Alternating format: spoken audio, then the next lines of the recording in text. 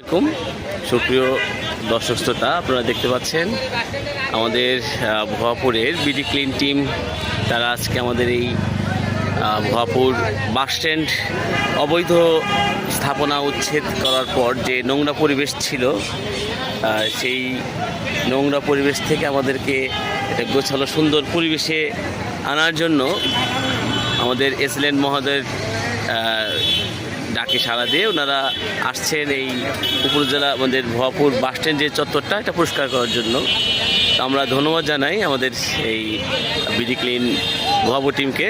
তারা এত সুন্দর একটি উদ্যোগ নিয়ে আমাদের ভুয়াপুরবাসীর যেন সুন্দর পরিবেশে যেন তারা থাকতে পারে, তারা এগিয়ে আসছে। তো আমি এখন এখানে আমাদের যে ভুয়াপুরের যে সমন্বয়ক আছে তার সাথে একটু কথা বলি। আসসালামু আলাইকুম, কেমন আছেন? আলহামদুলিল্লাহ ভালো।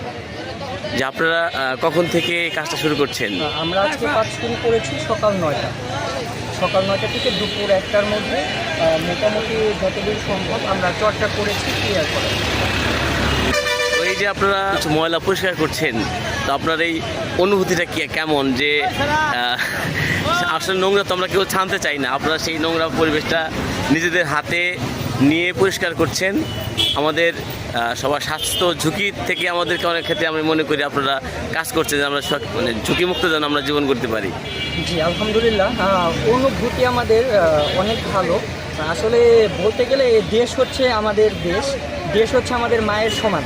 আমরা যেমন আমাদের মাকে ভালোবাসি, তেমন আমার দেশকে ভালোবাসি। আসলে ভালোবাসার জায়গা থেকে এই কাজ করা। তো সবাই যদি অপরিচ্ছন্ন থাকি, তো সেই ক্ষেত্রে আমাদের দেশটা একদম অপরিচ্ছন্নই থেকে যাবে। শুরু তো কাউকে না কাউকে করতে হবে।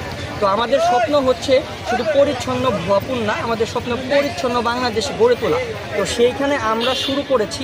হয়তো আমাদের থেকে আগ্রহ হয়ে অনেক ভাইয়া বা অনেক আপুরা আমরা পাবো, আমাদের সাথে অনেক সদস্যরা কাজ করতেছে। আমরা অলরেডি ভুয়াপুরের বিভিন্ন জায়গায় সাপ্তাহিক ইভেন্টে কাজ করতেছি। যেমন আজকে হচ্ছে আমাদের কাজ দেখে বা কাজ থেকে অনুপ্রাণিত হয়ে এসএলএন স্যার আমাদেরকে ডেকেছেন, আমরা কাজ করলাম।